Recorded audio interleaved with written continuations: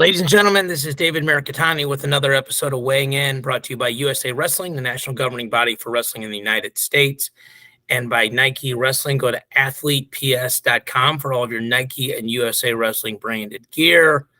Joined today by the dapper, one of my favorite shirts from USA Wrestling, wearing Mark Ostrander. How are you, brother? Good. How are you? I'm good. I'm in Tulsa. So just recorded a Matt Chat episode, which will hopefully go up soon, and then about to head over and hopefully do some play-by-play for the finals. We're recording this on Thursday, as always, and there'll be finals in various tournaments the next 3 days. So this is an awesome tournament, and the number of teams, especially in the girls division, has again exploded exponentially. It was so big they had to hold a round off yesterday and squeeze an extra round in today. Wow. How many mats do they have going on? 16 or 18. And somebody was actually talking about it. So it's in this basically big airplane hangar inside of the Cox Convention Center. The center, there's only one mat because they have the head table and they have bleachers and then the main mat, which is elevated. And so they could pull the bleachers back and move the head table a little bit closer to the wall and maybe squeeze in 2 or 3 more mats. I don't know if they'll do that. I like it here in Tulsa.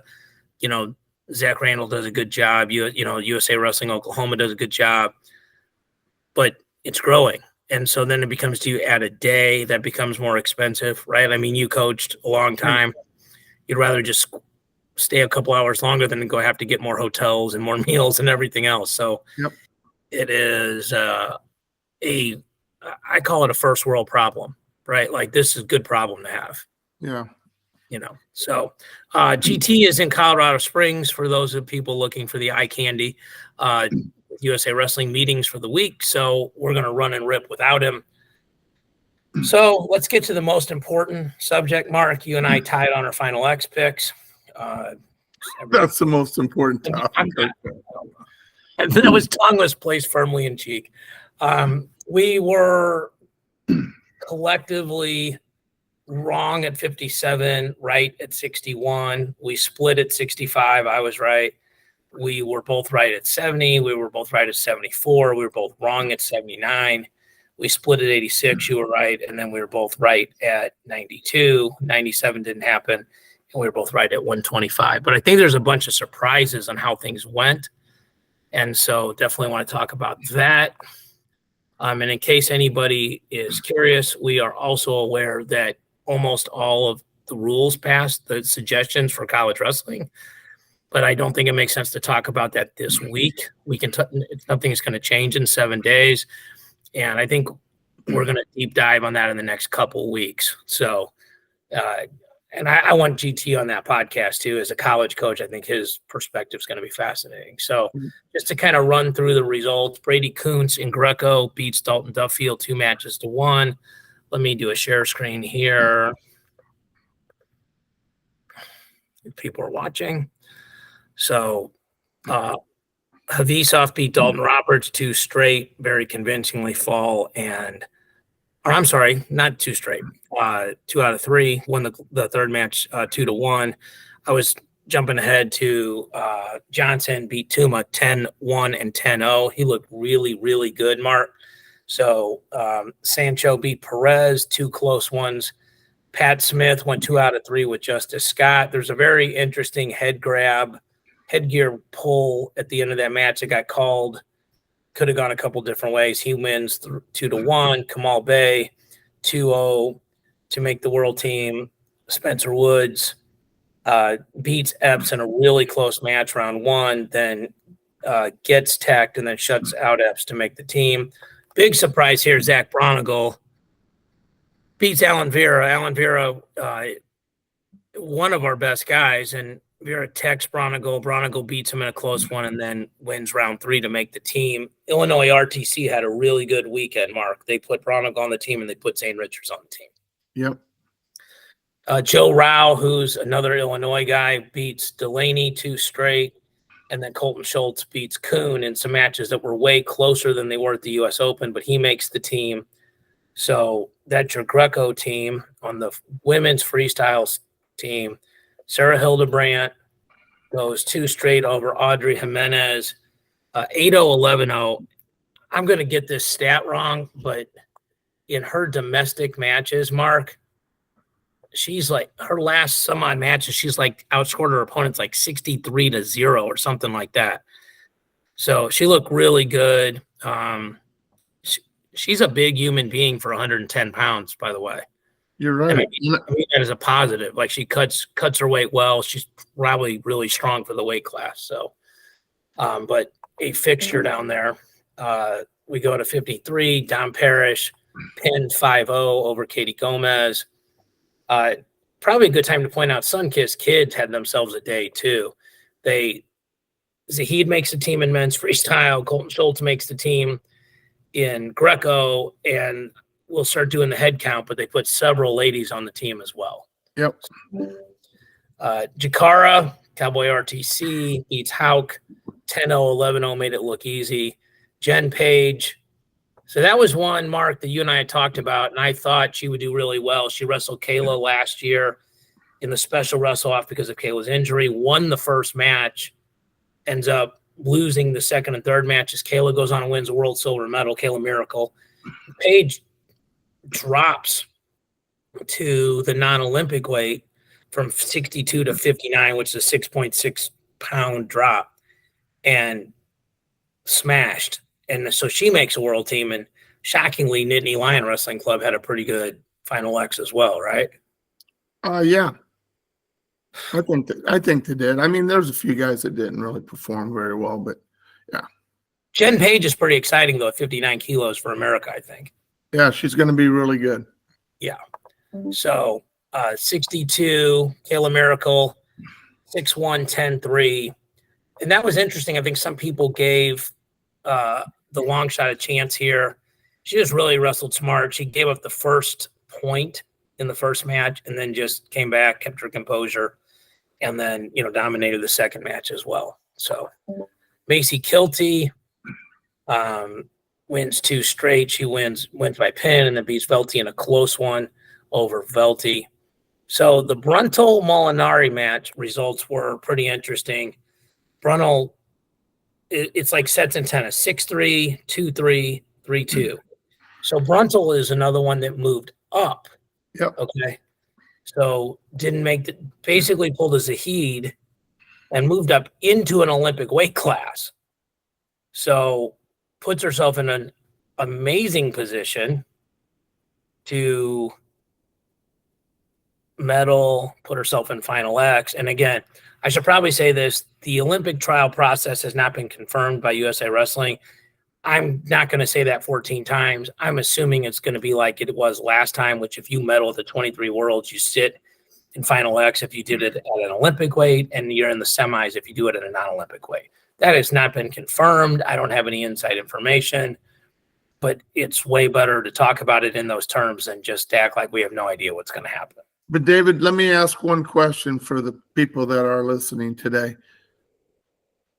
I think at the Olympic trials, once we get to Final X, is the same time as the Olympic trial tournament. They're not going to wait 3 weeks to have Final X. Yeah. There is no Final X. You're waiting to the finals of the trials. I'm using the right terminology. So that's a huge difference when you have to go through a whole tournament in one day and then go best 2 out of 3 and somebody's been sitting. Day 2. It's a 2-day tournament. Day 2. It's not the same day.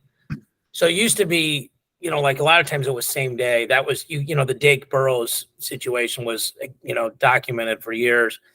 And we'll get to that. But now, like, Dake's on the other side of that. Like, now he's the guy sitting at the Olympic weight, assuming he can medal.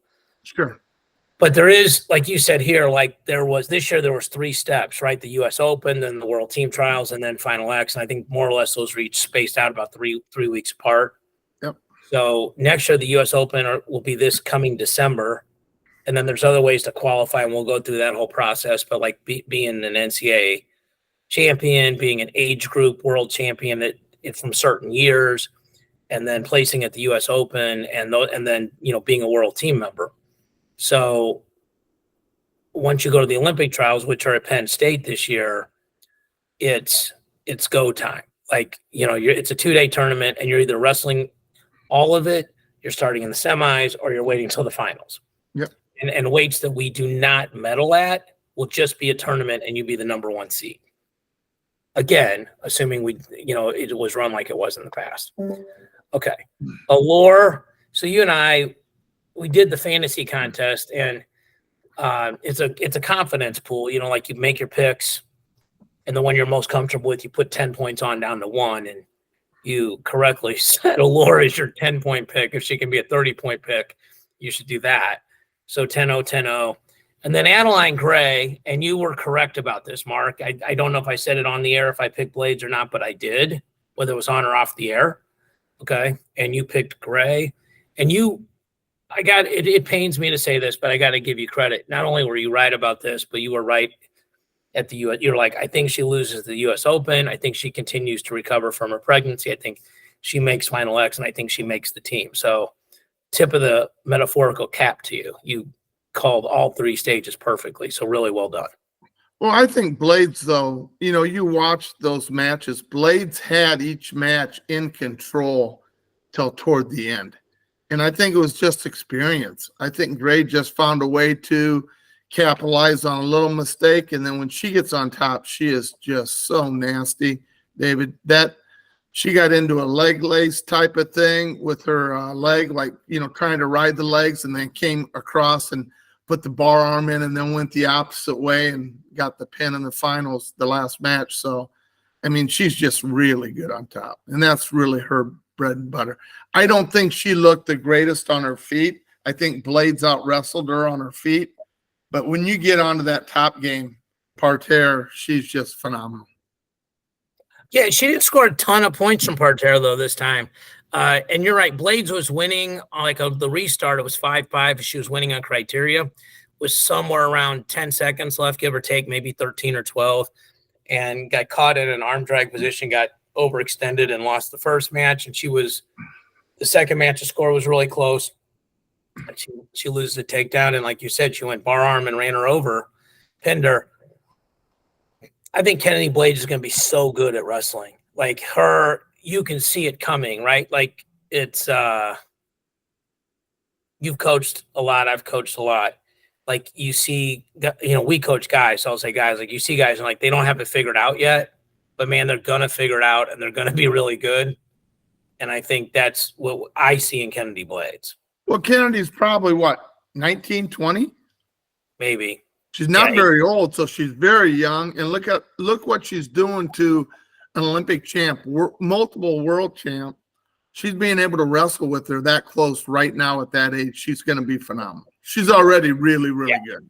World champ, not Olympic champ. I think that's the last thing left on Adeline Gray's resume. But yes, absolutely. Just crush. Just this weight class is so stacked for America, for the future. Like, because Allure's going to have to make a decision, right? Like for next year, she's got to go up or go down. Yeah. What happens there? What's your opinion? I think she goes up. I don't know. I don't have enough to say. I would tell you this. I think it's better for America if she goes down. Agreed. But I think as big as she is and as strong as she is, I just don't know if she wants to cut that weight and lose any of that strength. I think what we don't know, Mark, is she cutting any weight now? True. Right? Like if she's walking around at 71, 72, 73 kilos and she's eating what she wants, basically just wrestling at her walk-around weight, then I would think she's going down. If she's cutting from 75 or 76 to get 72, she certainly looks lean. There's not like you go, well, she definitely has 8.8 pounds of fat to just knock off her. No, she doesn't. Right. No, I'm right. I want to make sure neither one of us are saying that. No. But again, like if somebody's just at their walk-around weight and they're like, look, we're going to put her on the best diet program in the world. She can get down nice and slow. She has an awesome opportunity to medal. I mean, she won 3 age group world championships the year before. So I think there's a high probability, as good as she is, and you add at a non-Olympic weight, that she medals and then is in, again, theoretically in the semis. Yep. That's the other thing, too, is she doesn't have to wrestle day one if they do it the same format. So different scenario for her. I mean, again, these are first world problems. Once we get to Serbia, we're going to know a lot more. Yep. And so, I think I told you I just recorded Matt Chat, literally hung up and then sent you the Google Meet with Zane Richards and Brian Medlin, and we talked about, the process and, how important it is to try to take top 5 at the Worlds. That's the cleanest, shortest, most direct path to qualifying the weight class for your country. Yep. That's another one I'm kind of wondering about, because Zane's kind of in the same position. He looks so good at the weight he's at now. He looks like he belongs there. You're now, talking about next year, he's got to make a decision. Stop. You're talking about Zane Rutherford. I did the interview with Zane Richards. Oh, I'm sorry. I was talking about Zane Rutherford. Yes, I'm sorry. So, we can have that conversation, but Brian Medlin and Zane Richards are at the Illinois RTC, and they're at the Olympic weight. So I just don't want to confuse the two. No, I was thinking. I'm sorry, the wrong. No, you're good. No, you're fine, because we're going to go through these weights now and talk about it. Okay, so all right, so we did something that I actually really enjoyed last week, where we sort of flipped a coin on even and odds, and we both had to make an argument for whoever we were it's like a legal thing. Like, you have to defend your person, I defend mine. And you had the A side on the odd matches, like the people that were waiting in Final X, so to speak. And I had the B side, like the qualifiers, the challengers. And so I actually had at least 2 challengers that won in in Zane and in Nick Lee. The argument I made for Zane, a lot of it came true. And when I say I made that argument, I didn't necessarily believe it, because when we did our picks, I picked Gilman. Okay. Yeah. Trying to be full disclosure here. Okay. But they were interesting matches in a lot of ways. First of all, I think they really game planned well for Gilman. Second of all, I think Zane is super well coached on how to get grounded when you get near the edge, because Gilman scores a lot of points by driving up into you, getting you on your toes and getting that point. And Zane attacked with a variety of attacks. That little whip over he hit where he bottomed out, like we talked about it on Matt Chat, that was such a dirty technique, and how well he executed it. So I'll be honest with you, I was very surprised that he won in 2 straight. When he won the first match, like my mom and dad were with me, by the way, which was awesome. They've never watched all day wrestling with me like that, like on TV. Yeah. They didn't even know you could do it. And I'm like, well, you could come over and I'll make pizzas and you can watch. And so it was a very joyful Saturday for me. Yeah. Yeah. So what were your thoughts on this weight in the series? Zane was probably my biggest surprise of all the things that happened at Final X. The way that he was able to go toe-to-toe with Gilman and wrestle, because I think, if I'm not mistaken, the previous time, and this may have been a year or 2 ago, that these 2 wrestled, Gilman teched him. So for Zane to make that much progress in the last 2 years is amazing. I thought he had a great game plan. Like you said, Illinois trained for that. And this is something, David, I don't think people know about, but you had talked about it to me earlier, and it didn't really hit me until you had talked about it. Zane had 1 guy to get ready for. The coaching staff had 1 guy to get ready for. They put all their time into Zane, where Penn State has pretty much the rest of the team, the team that's going to the Worlds, if I'm being sarcastic a little bit, but not that much. And they have to get ready for all these other guys, even wrestling their own guys. Yeah, I would say plus they had the weird dynamic of who's going to coach who against each other. Yeah, so I mean, I think that kind of hurt Gilman a little bit, but when you text somebody the last time you've wrestled him and then you go out there and get beat 2 straight, and I don't think Gilman looked great, but Gilman hasn't wrestled much at this weight in quite a while, and I think that hurts these guys. Zane's been wrestling, and he looked so good at the Open to qualify for this. He looked good at the World Cup, too, in December before that. Yeah, he beat a World Cup medalist. Yeah, and he had some weird losses overseas. This is completely self-serving when I say this, but people should really watch the Match Chat episode with him and Medlin, like how they process things. And, they're not, I think people talk about this all the time. They're not hung up on the wins and losses. They're hung up on the process of just improving and being better and those sort of things. So I think it was really, and there was no controversy in these matches. There was no crazy controversial calls. And I talked to a really good referee. So when we get into some of these, I'll be able to have, I think, a little more insight than just what you and I talked about. When you have 6 hours in the car, you can make a few phone calls. So, and Zane is now at this Olympic weight. And I will say that Zane said, Thomas Gilman came up to him after the matches and said, great battle. We got to get you ready now to be a world champion. So super classy by Gilman. Yep. So I think that to be said. Okay. Probably the most, in my opinion, well, I don't know, definitely up there, the most entertaining series in terms of high flying moves was 61. Vito beating Garrett 6-5, 13-10. So this was the very first question I asked the referee.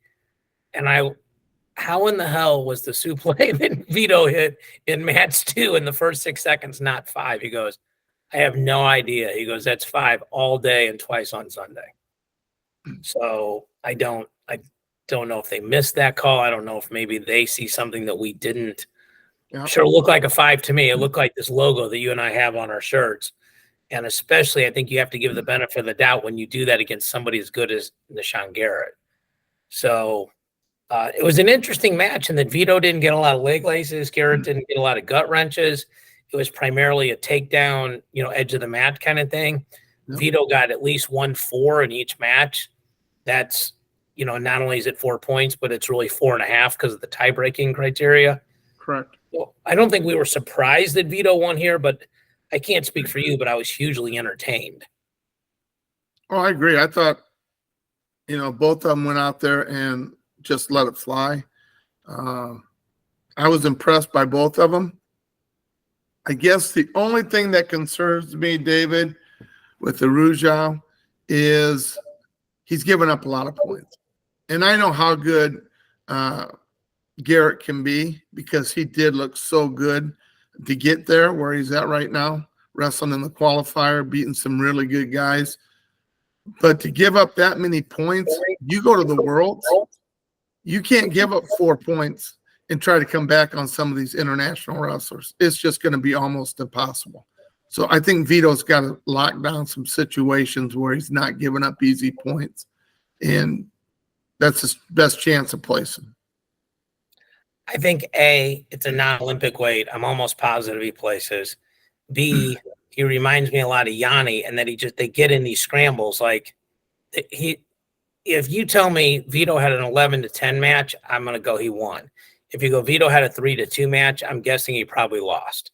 Like he wins these high scoring matches.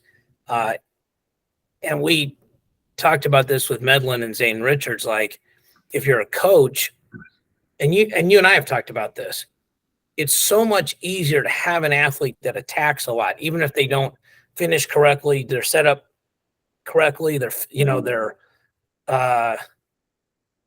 if they don't do all that perfect, but they're attacking, you can live with it. And both those guys, Garrett and Araujo, both attack. And there was a couple posts about how gracious Garrett was afterwards, like signing autographs and pictures and all that kind of stuff. So, another great ambassador for our sport. Okay. So the next one was Nick Lee, Yanni D. So first of all, flowers to me. I picked this. You did. Okay. So I didn't pick it in 3, or I picked it in 3, not in 2. And so I think one of the problems, which was interesting, was the scoreboard did not have the underline or dot. I don't think, because if you look at one of the matches, like Yanni's like 1 or 2, like he didn't know what he needed to win the match. Yep. And his corner didn't necessarily know. And it's easy to play Monday morning quarterback, but you have to have that. Like when I would do the play-by-play for the Olympic trials, you're writing down who's winning the whole time, because they didn't have it. Hopefully at the Olympic trials this year, they have the underline or the dot, so you don't have to keep track of that. This is one of the other questions I asked my referee friend. I said, it did not look to me like Yanni exposed. Okay. So let me go micro on this and then macro and then turn it over to you. The micro was he showed me 3 screenshots where he clearly was at like 89 degrees. Okay. The second thing he told me was that they have camera angles that we don't even know about. They have camera angles that Flow doesn't have. And then they have this ability to rotate it like 180. And then something I think that's fairly obvious, they can speed it up, they can slow it down, they can go frame by frame. So, and then you have Casey Gessel and Sammy Julian, who are probably the 10 best referees in the world. So I'm not saying you can't disagree, but I think they probably see it better than we do. And the wrestling at this weight class was awesome. The attacks, the counterattacks, the scrambles, the no scoring situations where like person A is almost in, a person B goes back hamstring, a person C cuts back through, and just you get tired watching how hard these guys worked on situations that didn't score. You were obviously, I'm fair to say, a little surprised by this. What did you see in this series? We had talked, off air, obviously, that last time they had wrestled, Lee beat Yanni, but it was in the wrestlebacks after they had both lost. So you kind of don't consider that near as much because you're not going to go to the Worlds, you're not going to be at the finals of the tournament, and sometimes you kind of just go through the motions, and what happens. Nick Lee's a stud. I mean, I think we all agree Nick Lee is a stud. Yanni's a stud. And they were entertaining. I mean, 7-6, 8-8 criteria, I think was the final. So, I mean, they're both really, really good. I think Nick Lee showed a lot of maturity, staying right there the whole time and not letting one little thing or one call throw him off, because Yanni didn't have to shoot with 20 seconds left to get in the situation where he gave up the 2 points. I mean, he was up 2 going into that with 20 seconds left, and he continued to shoot. So, Nick Lee did Nick Lee things. He's just really good, and you don't want to get in a bad position with him, because it's not that Yanni did anything wrong except for maybe shooting with a little bit of time left. He probably should have just wrestled defensively a little bit more, but it's always fun to watch him wrestle. Gilman did the same thing against Zane, shot while he was winning. And I think there's a fascinating podcast to get like a bunch of coaches together. I don't know if you could get the truth out of them, but like when it's time to shut it down, right? Like, do you shut it down with a minute? You see, I had a coach one time tell me, so-and-so tried to shut it down with 1:15 left. You're like, that's a recipe for losing. Like you can't shut it down that far out. And so like, well, when is the shutdown mode? Just like Snyder goes, like, I start sprinting with 60 seconds left. Okay. So, and who am I to question that, right? But I'll disagree with you about one thing. I thought the Olympic trials match was way more important than you did, because winning is winning, right? Like if I beat you, I beat you. Like for me, that's a mental hurdle if I wasn't sure if I could beat you. Okay. And B, whether Yanni was going 100% or not, Yanni wrestles, I think, weird in a positive way. Like he does things that other people can't do. He's got really high functional flexibility. He's got high level techniques. And they got in some great scrambles at that Olympic trial match. So I think feeling that was greatly beneficial to him. And then I think the one thing that I said, which you can't prove, but I think is right, is they had a bunch of film of Yanni wrestling Zane Rutherford, and Zane Rutherford can say, here's how he feels, here's what he tries to do. And I think as much as the Penn State having 1 million guys in Final X might have hurt Gilman, I think it helped Nick Lee. Well, I agree. The workout partners alone that he has in that room to train with and to get information from. I mean, yeah, I'm thinking more information here than training partners. It's more to me like, okay, like Zane, it's like, hey, what does he like to do here? How does he feel here? Right? Like that's invaluable. Yep. Okay, so probably the low light for me in the Olympic trial or the World Team trials here or Final X was the headbutt here at 70. between Berger and Rutherford. Subjective, it felt like it was intentional. It looked like it was intentional. My mom certainly reacted like it was intentional. Zane's got to go get stitches and he's cut up, and that's going to affect his training. He smashed Berger the first match and then controlled the second match, was never really in any danger. Goes 2-0. There was definitely some words spoken after the match between those two. We've had Zane in for a clinic, so I don't know Tyler Berger. I'm not saying he's a bad person. I doubt he is. I just think he had a bad moment, a bad single decision. I don't think that's how he lives his life. I don't think he would want somebody to do that to him, sort of golden rule stuff. So you had mentioned this earlier because we're talking about a different Zane. Tell me your thoughts on this, and then what he does next year. Does he go up or down? Yeah. See, I don't know. I think what Berger did was intentional just by watching it, because he never really went toward the chest or toward the legs. He just ducked down and then just kind of lunged into him. Well, he headbutted him. I mean, let's just call it like he headbutted his face.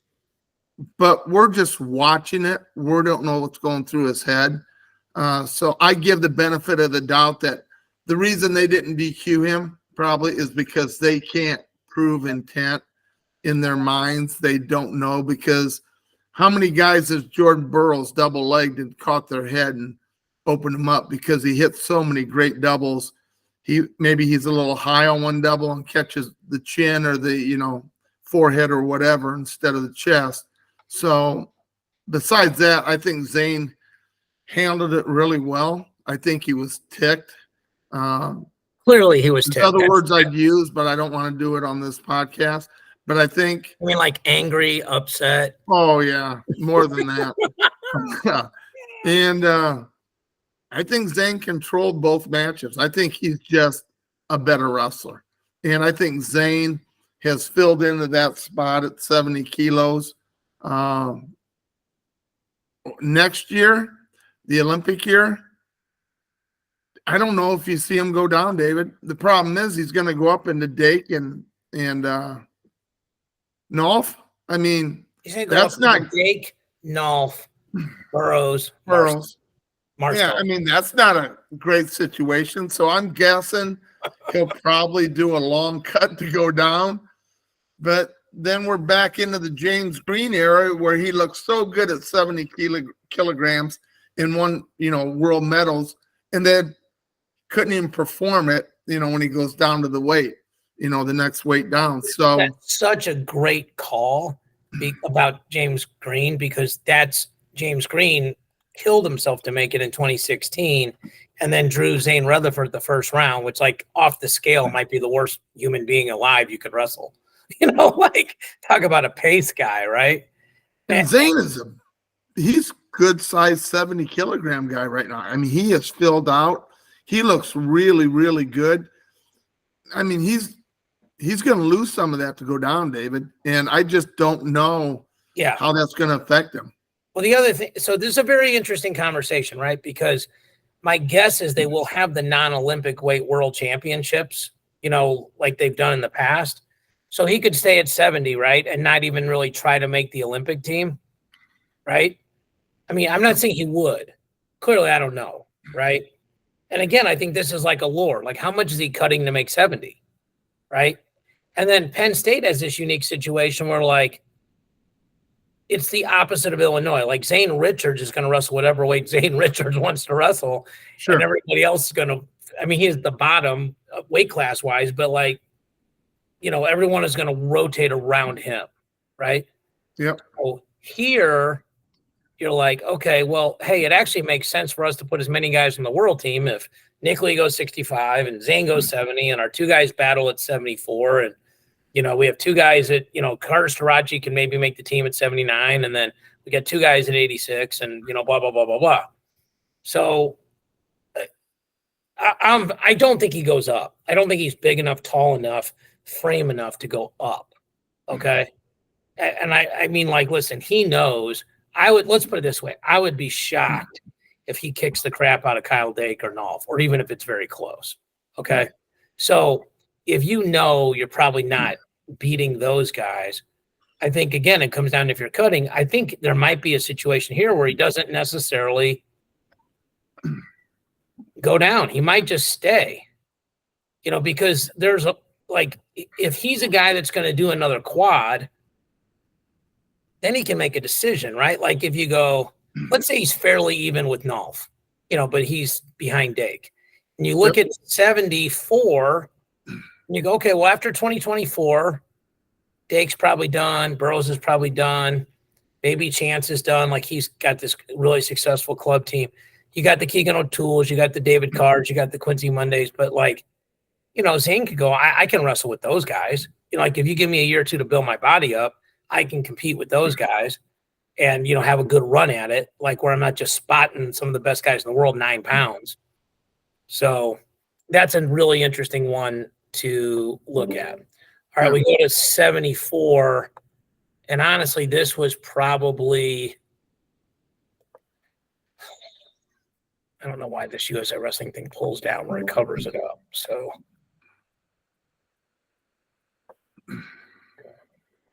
6030.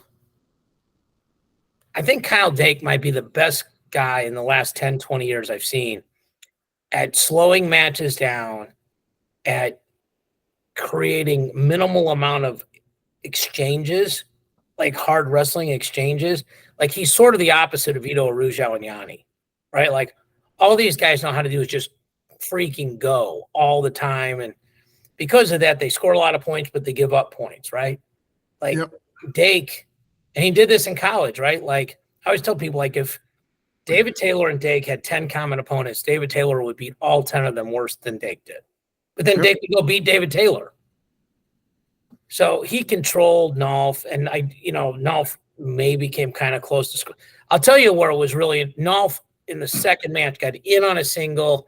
It looked like he was going to lift him, and then Dake put that chest wrap on him and looked like he was going to, airmail him, and then instead just crunched him forward, and like that was it. That was the end of the match. Like he's ridiculously strong, ridiculously explosive for that weight class. Feels like he's a very, very, very high likelihood of placing. Most of his world titles are at the non-Olympic weight of 79. And I should say this, the world championships will be significantly, the level of difficulty will be significantly different from Olympic and non-Olympic weights. Correct. I mean, so like, and GT talked about this, in certain countries, you get more funding for placing in an Olympic weight than a non-Olympic weight. And then qualifying your country for the Olympics. And in most cases, if you qualify, I shouldn't say most, in a lot of countries, if you qualify the weight, you're the guy or the girl. Like you don't have to, like Miles Amin didn't have a wrestle off with San Marino. Like if Anthony Valencia were to qualify for Mexico, he's not going to have to wrestle anybody off. Austin Gomez, and even if he did, he'd kill him. We're a different country. We have so much depth. So I don't want to speak for you, but I'm guessing the Dake Nolf series did very little to surprise you. Yeah, I just, we had talked earlier, David, where I thought Nolf was technically probably as good as anybody skill-wise wrestling. I just didn't think he could handle the strength of Dake, and we had talked about this because Dake likes to get into those upper body positions, chest wraps. And it was the first match that he chest wrapped him and ended up getting 2, and then did a trap arm gut wrench and get another 2. So I just think Dake's too strong. I think Nolf has to still put some muscle on. I think he needs to get stronger, but that's not how he wrestles. He likes to be the movement fluent, kind of like David Taylor was back in his day when he was younger. So, yeah, this didn't surprise me, but it surprises me how much the last time they had wrestled, I think it was last year, they were I think the last match was 1-0 or something like that. It was real close. Dake wasn't really ever in big trouble, or you never thought he was going to lose. He made sure of it this time around that there was no doubt who the better wrestler was. Yeah, and I think in general, I believe familiarity helps the person that's not as good, right? Like, if you're better than me and we wrestle all the time, I think I'm going to catch up more than you're going to expand the gap. I think in this case, it doesn't really matter what the score looked like. Like, Nolf had really one dangerous chance to score on Dake in 2 matches, and it felt like Dake could just go get one whenever he wanted to. Yeah. So, okay. All right. Burroughs, Marsteller. Do we want to talk about this now, or do you want to talk about the rest of them and finish on that? We can finish on this one, David. Okay. Because I got some things that okay. Taylor Brooks. You were right. I took a flyer on this. And by the way, if I picked Taylor, I would have won the fantasy contest. So congrats. Yes. Congrats on not winning. Thank you. I told you. David, you also told me Yanni. So I listened to you with a selective ear. You also told me Gilman. You also told me Burroughs. Yeah, but you agreed with Gilman. I'm just saying the I told you does not carry 100% weight. I was pretty confident on this that Taylor, to me, is one of the pound-for-pound best guys in the world. And you're not going to just walk in there and take his spot. This is a big thing for him. He wants to win another Olympic title. He wants to go and wrestle and win the Worlds this year. He is so focused, and that first match, you could see it.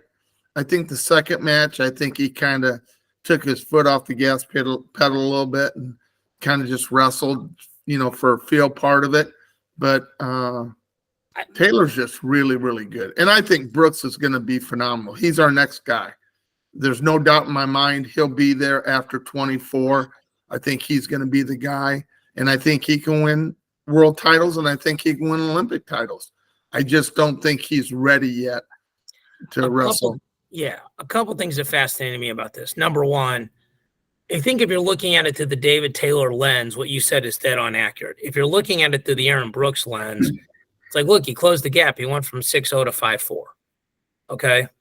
So it's different feeling a guy in practice versus feeling a guy live. I don't know how much they actually wrestle together. One of the things that surprised me was that Cale Sanderson was in Brooks's corner. Like that, and there's no I'm not trying to create a problem that doesn't exist, okay?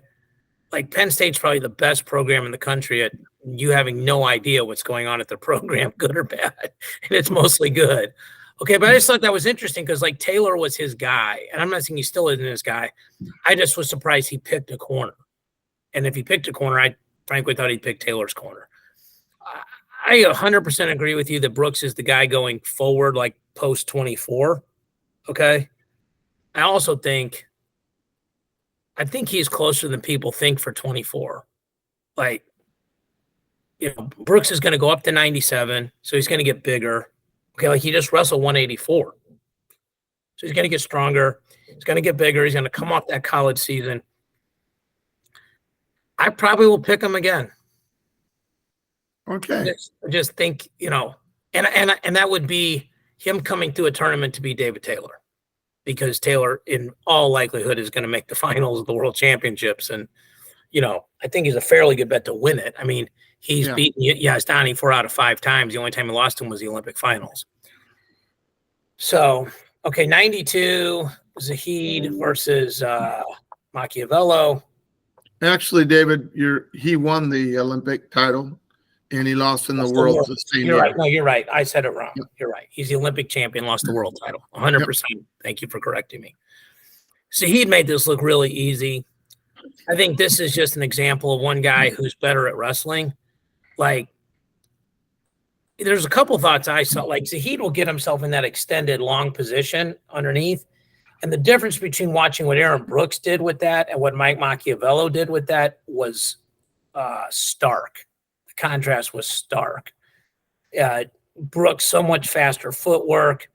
I mean, Brooks was scoring on Zahid, and Zahid actually came up into Machiavello and took him down. So not a lot of controversy. Well, no controversy, not a lot of surprise here. I think one of the more interesting storylines is how does Zahid do at the World Championships at a non-Olympic weight which he's clearly small for, right? And I don't think Yes. he's going to try to become a 92 because he's going to come back down to 86. And again, this is a weird storyline. The Heat's on the world team and Brooks isn't. You know, like, that's interesting to me. I have no doubt that Zahid will be he's going to place at Worlds. I just think no doubt. No doubt. He places at Worlds. He's So just too skilled. He's too quick. These guys haven't seen that kind of action. They don't move like he does, David. And I know everybody says, yeah, but he gets tired. He gets tired. You don't really get tired when you're having fun and you're scoring when you want to score. He got tired when he was wrestling guys like Taylor, who doesn't get tired and could score off his shots, or when he wrestled Burroughs and the quickness. You know, these guys at 92 kilograms, David, are not quick like those guys are. And that makes a big difference for him. He's having fun doing this. And that is a big difference. I think it's fascinating because you mentioned that he, you know, got tired against Taylor and against Burroughs. He also got tired against Brooks. Okay. Like, I mean, that definitely happened. You don't go 6-0 and then lose 11-6 and not get tired. Yep. I'm just telling you, so he's going to have no seeding points. Okay. So he could draw like Gazipur right out of the gate and lose. And that would not, like, that could have been a final and you'd go, well, he lost. He wrestled great. He lost 3-2 or something like that. Lost 3-3 in criteria. And then that guy could, you know, if this, because the seeding points, he could wrestle the second or third best guy and lose, and now he's out. So I think Zahid will do really well. I think that he's rarely draw dependent. Like, if he were to get like a reasonable draw to the quarters, okay, then I think, okay, because he's going to have to win one hard match in the quarters. And then if you're in the semis, you're automatically pulled into the backside, right? Yep. Like, you know, so I think he's really draw dependent. I don't think it's that cut and dry. Okay. I agree with you that he's really fast for the weight. I also think they got Zeke and Mark Perry and Lee Pritz and Frank and ET out there. They'll do a great job getting him ready. And he can eat whatever he wants and make some adjustments. And, you know, that'll definitely help him. And, you know, USA Wrestling will have a ton of people that have watched all these guys. And like, listen, we think you can beat these 30 guys without watching a lot of film. These are the guys we got to worry about.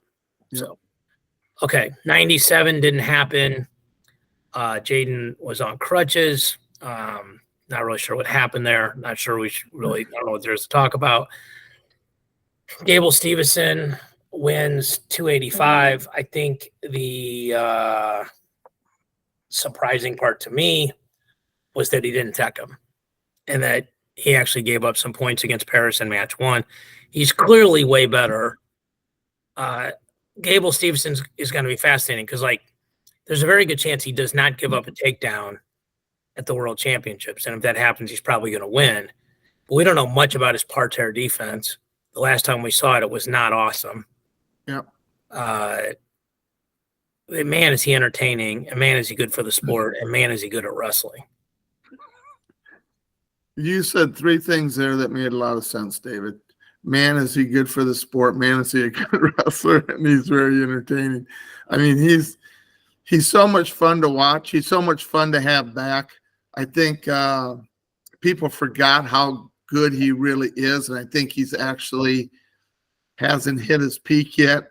I think, you know, he's probably only wrestled, David, maybe 2 months solid, getting ready for this. So it's not like he's had a lot of time out there. I think the break from now, and he's still going to do, you know, WWE, obviously, and he's still under contract with them, so he still is doing that.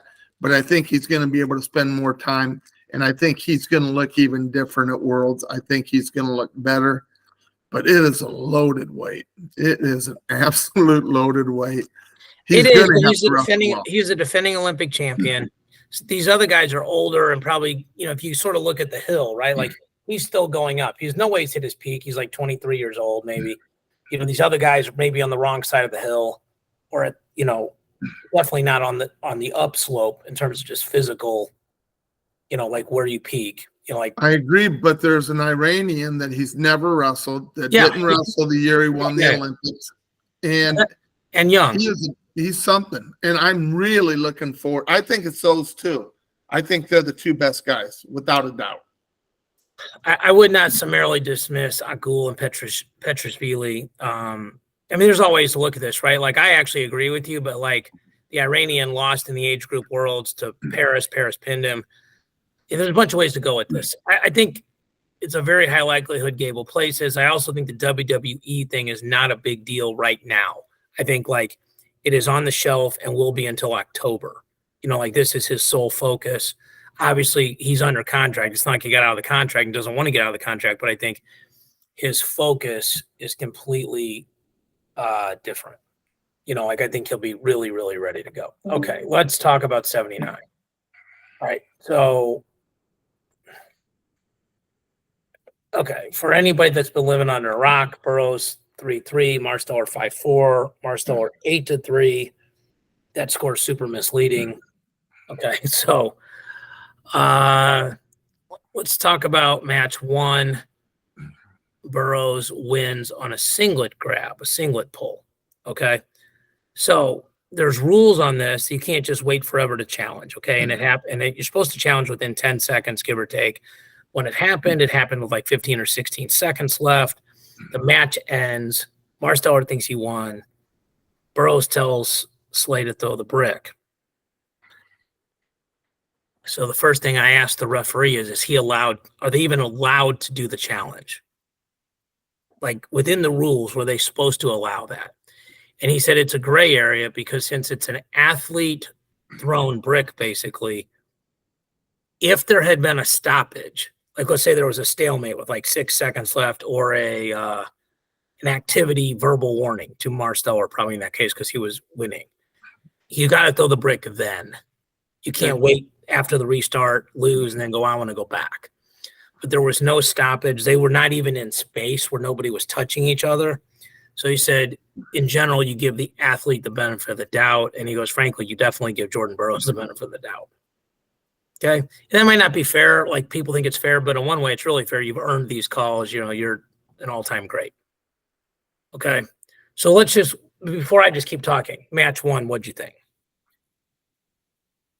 I think Marsteller, man, you got to give him credit. The way he competed through the whole day, wrestling the GOAT, probably the best that we've ever seen in longevity, being able to do what he's done. And I hate to say this, but I think it's time. I think Jordan is getting a little older, getting a little slower. I've never seen anybody get in on his legs as easy as Marsteller did and able to finish on him. He's just, it's never happened. So I think there's, you know, he's got a lot of other things going on right now. Burroughs does. And I think it's going to be hard for him to cut back down and do this next year. You know, I'd like to see him go out on top. I think he is on top. I would have no problems with him putting his shoes in the middle of the mat, David. Well, he can't be on top. He just lost. I know. I hate saying that, but he's not on top. You do know what I'm saying, David. I think his best years are past him right now. I think it's going to get harder and harder, and I don't want his legacy to be impacted because he's trying to stay too long. So I didn't know what your take was going to be on this. So it's fascinating. Number one, these are all opinions, right? There's no facts. Yeah. Number one is I personally don't think because he tries to make another Olympic team that his legacy is going to be impacted. Like not everybody's like John Smith is like Joe Montana. He went 4 for 4. You know, John went 6 for 6, right? You know, like Michael Jordan, 6 for 6 in the finals, right? But there's a bunch of years where these guys. Now, John's an exception because he only tried to make the World Olympic team 6 times and won all 6. Like Joe Montana played more than 4 years of football and Jordan played more than 6 years of basketball. Correct. I don't think you're really judged by your losses. You're judged by your wins. So like if you're a 17-time world champion, and you failed, you're somehow able to wrestle to your 60s and you lost another 16, nobody cares. You're like the greatest of all time. Okay. Like we have Sergey Beloglazov coming in next week, and he was an 8-time world and Olympic champion. I don't think he went 8 for 8. I don't think anybody cares. Okay. Second thing is, supposedly it looked like Burroughs was going to take his shoes off, and Slade talked him out of it. Third of all, most of us were never anywhere close to this good. And when you're this good, you don't think like a normal person. True. You have an unwavering belief in yourself. It's how you got there. It's how you are as good as you are. And I don't think anyone's should tell you, being the great person in this scenario, when to quit. You quit when you want to quit. Like you quit when you don't think you can do it anymore, right? Like none of us thought Zane Richards was going to win, except Zane Richards.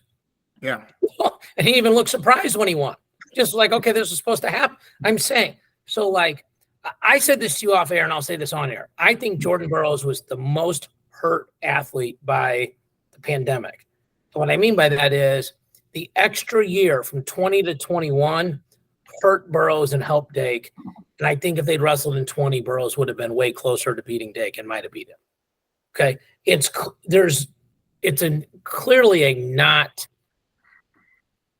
is a not controversial statement to say, Burroughs might be on the wrong side of the hill. I mean, just wrestling that long, doing it at such a high level, everybody in the world's got film on you. He is an explosive guy. And it's like he was winning with his fastball. When your fastball slows down, you got to start developing other pitches. So there's 2 things I want to say about Marsteller, at least. Number one, his ability to match eye level with Burroughs. Like Burroughs does this thing where he goes up and down, and he gets you going the other way, and then he waits for he goes down, you go up, and that's how he scores.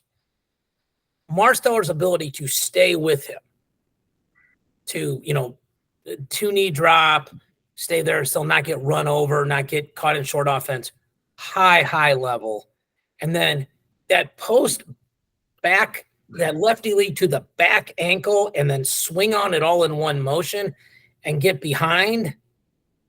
Unbelievable. And he finished those shots in the second match, and that's why he won. Okay. Yeah. All right. So let's go to the third match. So Burroughs is losing. Okay. Just to set the stage. He gets Marsteller to the edge.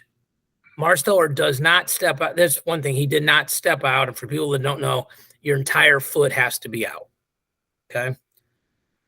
Marsteller, goes to his back and then hits him on a high flyer on the way through. Okay, so I asked the referee, I said, to me, for the call to be right, 3 things have to happen. Tell me if I'm right or wrong. He goes, okay. I said, he has to have feet in bounds. He goes, correct. I said, to me, his feet were in bounds. He goes, for sure, his feet were in bounds. Okay. The next thing is he has to stop the motion. And he goes, that's correct. And I go, that's a judgment call or an opinion call, but it looks like he stopped the motion. There was a pause, okay, because he didn't get run all the way out of bounds all in one motion. So I think that's a fairly easy thing to agree with. The third one is, did he initiate his own offense, like redirect it, and was it his offense, right? Like versus like, I pause you, and then you just reloaded and went through me on a double leg, okay? And he said that's where the rub lies, right? Like that's the tipping point. He said, I talked to somebody who watched the film. You can figure out who that is, okay? And he said the backside angle, Jordan let go of the double leg. That he broke his grip on either his butt lock or his grip on the legs. Again, I'm not saying he did or didn't. I didn't see it. This is what I've been told. Okay. And he said, in the judgment of a referee, once you let go of the hold, you're now on defense. And like the analogy I made to him was like, okay, I get a head outside single up in the air against Dylan Ness, and he hooks me up in that over under gator bait, whatever you want to call it. I'm probably letting the leg go so I don't get flipped over and pinned. Okay. He said, that's actually a great analogy. So he said, and the other thing was Burroughs grabbed Marsteller singling on the way down to stop from being turned. He said, so the original call was 4 blue, 4 Marsteller, okay? Red throws the brick, clearly. I mean, there's no reason not to throw the brick. Sure. They lose the call, so there's a 1, and if they called the singlet grab, it should have been actually a caution and 1 more. So I can just tell you this was a lot of high-level wrestling. I listen, Jordan Burroughs has been on the podcast. I've interviewed him. Gracious guy. Somebody should make a movie about Marsteller's life, from being a fentanyl addict to where he is now in life, is unbelievable. Guy that, for how acclaimed he was coming out of high school, to not win a national title was probably a disappointment by most people's standards. To keep going and push through this, and to be a positive example, and to be a coach now of a really good club team, and to be an example of you can make bad decisions and come back from them, okay, is super. It's motivating. It's impressive. It's the kind of thing that I think people would watch. I think we can talk later about how we think all these guys and girls are going to do at the Worlds, but for now, so after talking to that referee, I think that was the right call. That's what I'll say. I wasn't really sure at the time, but I think it was. After telling you what I was told, what do you think? Yeah, I agree. I watched the match. I watched the move. I had no problems with the call at the end. I had a few issues with some of the calls during the whole event, but but we've talked many times, David, I don't have a huge freestyle background. There's things I just don't get, because Yanni's match, I mean, they said, okay, he was at 89, so yeah, it was 2. Yeah, I saw a guy grab a single leg, inside trip a guy right toward his back. He turned right before he hit the back and went out of bounds, and they gave him 2. Now, he never touched his back, and I was told that part of the back has to touch to be exposure. That's right. And so I don't get that, because Yanni never exposed any of his back, or none of his back actually touched the mat. Okay, so I could actually explain this, and then we'll get out of here, because it's been an hour. Because I just don't get it. Feet to back is you have to hit an elbow or something along the way to stop from going to your back, okay? So, if you double leg, Dake did one where he double leg Nolf. It looked like he was going to get 4, and Nolf cartwheeled and stayed quad pod and scored nothing. Or 1. He just got 1. He got 1, but no takedown, okay? Agreed. So when you're already on the ground, you can just expose a person and they don't have to hit anything. They can just go past the 90-degree thing. Now, if you're saying, I don't think he was past 90, okay. It wasn't like he was at 40. I mean, he was somewhere in the 85 to 89 range if you're saying he did. Somewhere in the 91 to 95 range if you said he didn't. It's not like, hey, you're a moron if you think one side or the other. It was super close. The stills that I was sent looked like he was at 89 or less. Okay. And it's a fair point. You're saying you don't live in these rules full time, so it's different. And I have had to try to be better at this because of the affiliation with USA Wrestling, because of what we're doing, because of the play-by-plays. And I'm going to go call the Greco and freestyle finals, I think, later today. We get the technology all worked out. You got to know the rules. You can't just be like, sure, oh, it's good to talk to you here. You're going to be semi-intelligent about things, right?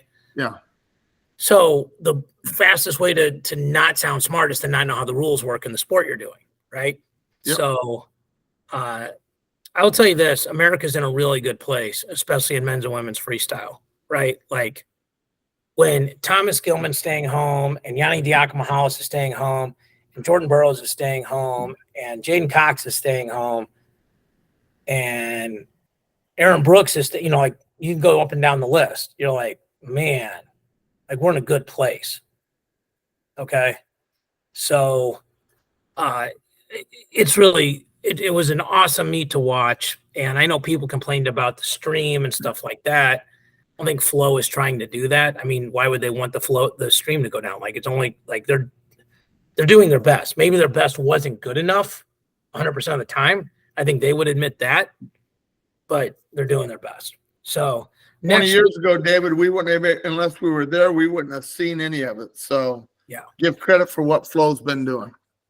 And I'll say this, as being at USA Wrestling, like when we were at track, we were specifically told not to talk about flow events, which was asinine. It was absolutely ridiculous. What flow and track have done for the sport are unbelievably positive. Yep. Like people are mad now because like the bracket didn't come up in 3 seconds. You understand you just have to wait till the next day and read an article about it, So, all right. I so know we're about done, David. I got one shout out. Okay. I hope you don't mind. There's a young man called Evan McGee, the son of John McGee, who I coached in junior college, was a national champ, 4-time state champ out of Ohio. He signed with Terry Pack's wrestling team. He's going to be wrestling for Terry Pack, and I think it's in Southeast Community College in Nebraska. Yeah. Is it Beatrice? Yes. I think so. So he signed with them, and so I'm happy for the family, and I'm happy for John. He's really excited. So I just wanted to shout out for Evan, wishing him good luck, and do his thing. Don't do his dad's thing, do his thing. So I think kids sometimes want to follow in their dad's footsteps. You're not your dad. You got to be your own man. You got to do your thing and enjoy the ride.